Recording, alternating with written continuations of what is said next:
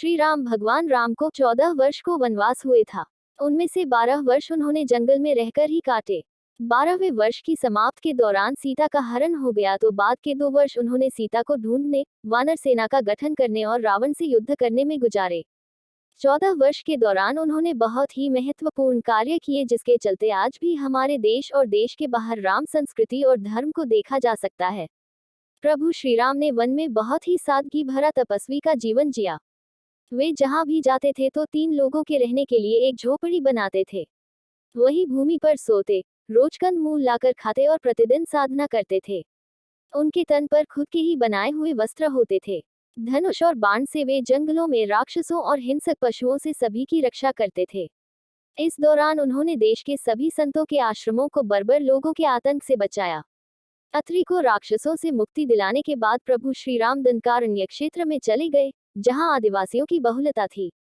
यहाँ के आदिवासियों को बाणासुर के अत्याचार से मुक्त कराने के बाद प्रभु श्री राम 10 वर्षों तक आदिवासियों के बीच ही रहे। उन्होंने वनवासी और आदिवासियों के अलावा निषाद, वानर, मतंग और रीछ समाज के लोगों को भी धर्म, कर्म और वेदों की शिक्षा दी।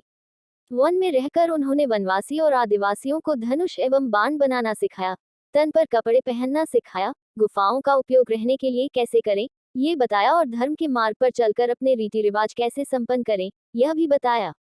उन्होंने आदिवासियों के बीच परिवार की धारणा का भी विकास किया और एक दूसरे का सम्मान करना भी सिखाया। उन्हीं के कारण हमारे देश में आदिवासियों के कबीले नहीं, समुदाय होते हैं। उन्हीं के कारण ही देश भर के आदिवासियों के रीति रिवाजों में समानता पाई जाती है।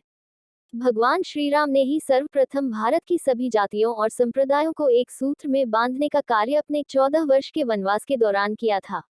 एक भारत का निर्माण कर उन्होंने सभी भारतीयों के साथ मिलकर अखंड भारत की स्थापना की थी। भारतीय राज्य तमिलनाडु, महाराष्ट्र, आंध्र प्रदेश, मध्य प्रदेश, केरल, कर्नाटक सहित Nepal, Laos, Kampuchea, Malaysia, Cambodia, Indonesia, Bangladesh, Bhutan, Sri Lanka, Bali, Java, Sumatra और थाईलैंड आदि देशों की लोक संस्कृति व ग्रंथों में आज भी राम इसीलिए जिंदा हैं।